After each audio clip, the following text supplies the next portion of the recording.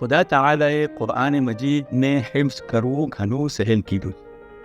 તૈસીર લહિફ્ઝ કુરાન કરીમના કિતાબમાં ખુદાએ હિફ્ઝ કરવું કેમ સહેલ કીધું છે એના 20 કવાયદની zikr. આજે 6 કાયદાની zikr કરું. આ કિતાબમાં zikr છે કે કુરાન મજીદની તજવીદ સાથે પઢો, તરન્નુમ અને નગમાત સાથે પઢો. રસૂલુલ્લાહ સલ્લલ્લાહુ અલૈહિ ફરમાવે છે કે જે શખ્સ કે કુરાનને નગમા સાથે નહીં પढ़े, तरन्नुम साथे नहीं पढ़े ते हमारा थकी नहीं.